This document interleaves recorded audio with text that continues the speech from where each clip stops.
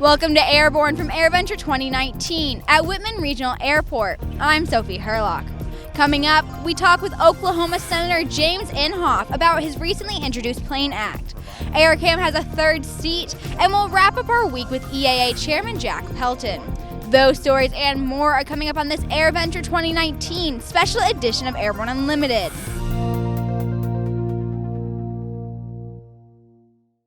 Oklahoma Republican Senator James Inhofe is one of the champions of general aviation in Washington, D.C., and the author of many of the bills that have been a benefit to general aviation pilots, including the Pilot's Bill of Rights. Inhofe's latest effort is the Plane Act, promoting the launch of aviation's next era. And what's next may be the establishment of a National Center for the Advancement of Aviation. Jim Campbell talked with the senator earlier today. The Plane Act is brand new. Of course, nothing's passed on it because I just introduced it 3 days ago.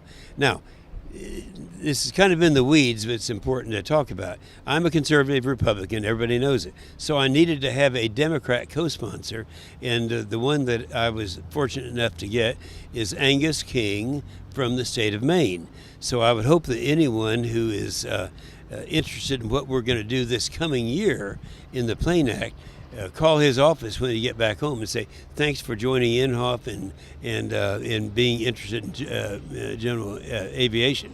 Now, the interesting thing about this is we have a lot of things lined up for the Plane Act, but what is really noteworthy now is what we did this year that is now in law. We've never had a year like this before. So we're going to continue with the Plane Act, but right now there's so much talk about the things that we've actually been able to get done.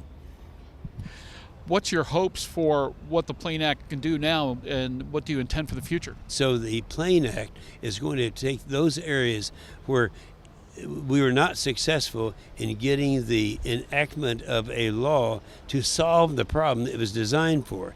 And so that's going to be primarily what we do in the Plane Act. Everything you see in the future that we didn't do in this past year, and keep in mind, there were 7 bills that I had introduced, and what we did is just put them all together and then put them on as amendments to the FAA reauthorization bill.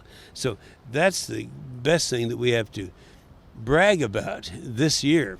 One of the problems we have is each year the number of pilots has been decreasing. You know that, others know that. AOPA, EAA, everyone's been working on that. And we have two provisions that were in the law that we passed. One is to encourage young people to get involved in aviation. Now, how do you do that? You got to get them when they're young, while they're still in high school. So we have programs now where we are going to be offering ground school to seniors or to kids that are in high school, knowing that they never will get around to it if they don't do it now. The other problem, you have all the manufacturing people, avionics, mechanic and all that, they need to have a workforce out there. We don't have a workforce. And so we're encouraging them now in high school to make a career decision, knowing that if they don't do it by the time they get out of high school, they're not going to do it. And right now it's having huge results. Now, you combine the effort that we've had in that area along with third-class medical reform, which we did last year. This year we have 149,000 new pilots, largest number in my memory. And so instead of reducing the number of pilots, we increased them now, and for the near foreseeable future, we'll continue to do that. And a lot of that's due to efforts just this year, getting people back into the air. Bendix King made multiple announcements this week during Airventure. We caught up with Bendix Vice President of Marketing and Product Management, Stefan, to get more details. At Oshkosh, we announced that we had obtained STCs for 3 products that we had previously shown and discussed. The first of that is the AeroView Touch primary flight display. We had released the experimental version of this last year, the XView Touch display, and we had shown the AeroView Touch display at Oshkosh last year. And we just obtained an AML STC for the product covering over 343 different models and makes of aircraft. So that's very exciting. The second one is what we call AeroFlight, which is the combination of the KI 300 attitude indicator and the KA310 autopilot adapter. Now, we had released the KI300 a little while back as a backup attitude indicator, and people wanted that, but what they also wanted was to be able to have that drive their autopilot as a primary instrument. And so we STC'd the KA310, the autopilot adapter, which now means that you can use the KI300 as a primary instrument. You can use it to drive an autopilot. You can replace your old mechanical attitude indicator, 256 and other similar ones with this, and move to a digital attitude indicator and autopilot adapter. The third one is an autopilot. The Aero-Cruise 230, also known as the KFC 230, we had previously shown at Oshkosh, and that was also STC'd. And that all 3 STCs are now available. The fourth system that we're showing is the Aero-View Touch Integrated Flight Deck. This is the first time in the United States that we're showing this flight deck. It is centered around the Aero-View Touch primary flight display, hence the name. And this is a system that can be configured for either a Part 23 Class 1 or Class 2 aircraft, or up to a Class 3, Part 23 Class 3 aircraft, with 3 independent displays. Each display being fully integrated with the computing and the display in one unit, and all of the complement of avionics that you would need for that. Delta Hawk is close to certification of its jet fuel-powered piston engine for general aviation airplanes. We got an update at Airventure from Dennis Webb. The certification now, we are well into that, and I know we've said that before, but we have internally passed FAA tests. They haven't witnessed them yet, but I mean, from an R&D standpoint, we have an engine which is ready to rock and roll, or I guess we should say take off. We're getting our production tooling finalized, documentation's almost done. The things we need to cross the final certification hurdles, we are there. So we're there. From a standpoint of production, that'll be in next year. We will be in production. And to that end, to answer your question, we are actually taking orders here at Airventure this year. Our initial thrust is the experimental market, obviously because of STC hurdles with certified airplanes. But it will be with certified engines. We're not selling experimental engines, so it's certified engines in the experimental marketplace. A lot of people have asked, did we fly it here? Yeah, we flew it here. After the break, an air cam made for 3. You're watching Airborne Unlimited on Aero-TV.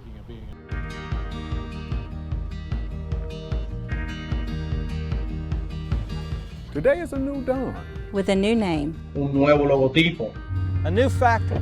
Und einen globalen Kundenfokus. We are Continental Aerospace Technologies, and we stand behind you.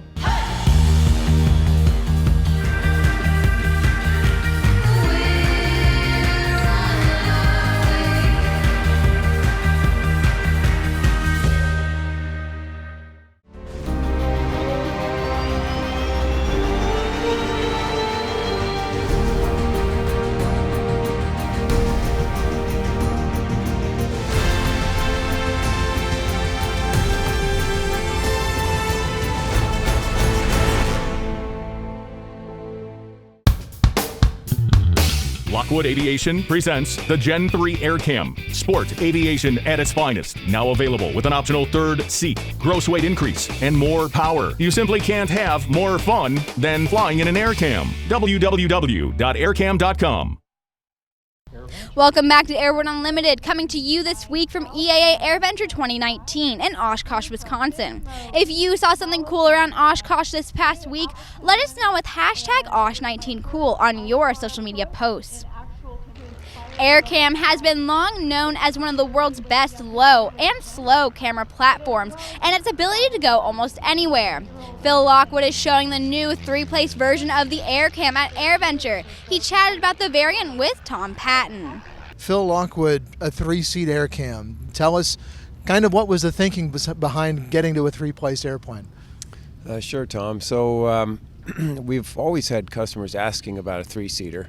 And some customers have actually put seats in the cargo, and we kind of tried to discourage that. But really our limitation was our useful load, which was based on single engine performance. And that was 1,680 pounds. And at that weight, we still had pretty good single engine performance. So with the advent of the big bore kit, we've been watching it ever since it first came out 6 years ago. And watching it progress and knowing that if we had a little more power without any more weight, it would enable us to increase the gross weight. And so just recently, I think it really got to the point where it seemed reliable enough and there was enough experience with it to where we said, okay, let's give this a try. We put the big bore on an air cam, and we could fly with the same single engine performance at 1,900 pounds as we would at 1680 with the regular 100 horsepower engines. So that was really what enabled us to go. And then at that point we said, okay, well, let's beef up the airframe for 1,900 pounds. A new instrument for experimental airplanes is the Sandia SI-11X, Electronic Course Deviation Indicator, or ECDI. Dennis Schmidt took us through the features of the instrument. It is an ECDI, totally electronic, no moving parts. In fact, it is the only electronic CDI on the market today. So it will give you left-right and VOR, ILS, and GPS. It will also give you up and down and ILS and GPS. We have all the annunciators in it, which are digital. So you'll do VOR, GPS, nav, back course if you're shooting a back course. VOR and ILS is shown in white, which is traditional. But because we're electronic, we can change the GPS to magenta, which is used in all the new glass panels. And so the pilot will know immediately that he's on GPS, as well as being GPS enunciated. The unit fits in a 3-inch hole as standard, mechanically based on the 340, so it mounts front, very simple to do. It will replace a GI 206, a mid-continent instrument. Any of the traditional work with virtually all navs, all GPSs. We know a lot of people wanted a nav. There's a lot of HSI options out there, but a lot of people are still flying the old nav systems, and their only choice right now is a mechanical CDI. A lot of them are getting old. They're having failures in the mechanical needles. We already had a lot of the circuitry done from the 340, so we just incorporated it in this. After the break, the final segment in our 5-part interview with EAA boss Jack Pelton. Fly for free. Pipistrel's Alpha Electro Trainer and the Pipistrel Taurus Electro Sailplane are true electric airplanes and can be powered by the Pipistrel Solar Trailer. See them in action at pipistrel-usa.com. Finally, a modern, affordable 4-seater without compromise. Turbocharged Rotax 915 IS power, 155-knot cruise, 800 nautical mile range, 1,000 feet per minute climb, and all that at 8 gallons per hour. Don't compromise. Check out the Sling TSI today at airplanefactory.com. Waco Classic Aircraft carries on the proud tradition of the open cockpit biplane, exhilarating to fly, beautiful to behold. With its classic graceful design, the Waco YMF 5D is custom built for each owner. Learn more at www.wacoaircraft.com. Airventure, Oshkosh, Wisconsin, 2019. The world's best pilots are all here. The finest pilots flying some of the most sophisticated hardware on the planet. If you're flying at Oshkosh, you know you've arrived. And this year, an attempted Guinness World Record by the next generation of the greatest aviators in the world. Today's date is July 24th, 2019, and we're at Oshkosh, Wisconsin for the Pedal Plane Venture.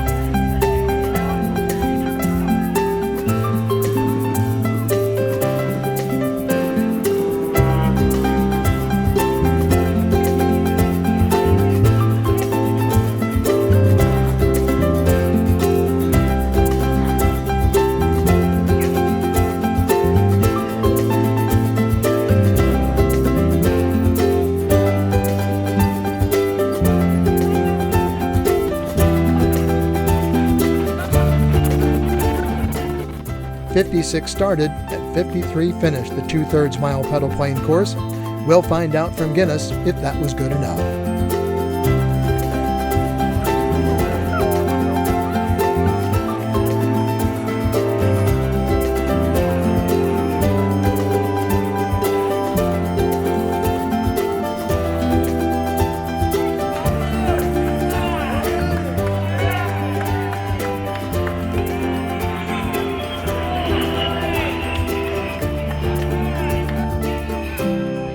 Never never know what you're going to see at Airventure.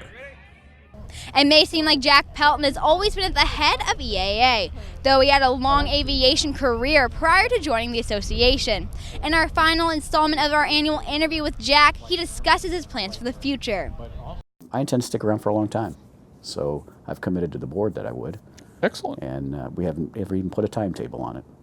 So my wife's supportive of that, so as long as my health holds up and we continue to get done what we want to get done. I think there's a couple significant things I want to accomplish is how do we put a dent in the pilot population? How do we really start getting EA membership to create a larger replenishment of the young kids like me that joined years ago and being as effective as we can in that. So that's the big focus for me. While my other piece is, of course, fighting for General Aviation any way possible, just because I'm not going to let us be outfoxed in D.C. That's just something that's very personal to me. Those are the things that I think we need to focus on. Future Airventures? There's definitely going to be, and you'll see here in our Innovation Center, a movement to incorporating the UAS, urban air mobility, and kind of introducing that. And it's not that I believe that I don't have an opinion on the success of it, but the technology, I think, is going to be portable to a home built. And that's what I'm excited about. Oh. Yeah, is the flight control systems, the envelope protection, the types of power plants and all that. Let them spend all these gobs of investors' monies trying to figure out how to take somebody with their golf clubs to the airport, but can we port that technology over to the EAB world and then into the Part 23 world? So we are supporting it to understand what that is. And I think, hopefully we'll have some flying exhibits in the coming years as these guys get further along. And then there'll be that innovator, there'll be that EA member who says, that technology I get and I can go do something with it and create something that's our legacy and future. Well, that's our program for today as we wrap up the week from Airventure. If you've missed any of our programs this week, we'll be presenting encore presentations of Airborne as the staff takes a few days off to get home from Wisconsin and rest. Airborne Unlimited will be back on Monday, August 5th. I hope you all enjoyed this past week as much as I have. Thank you so much for tuning in.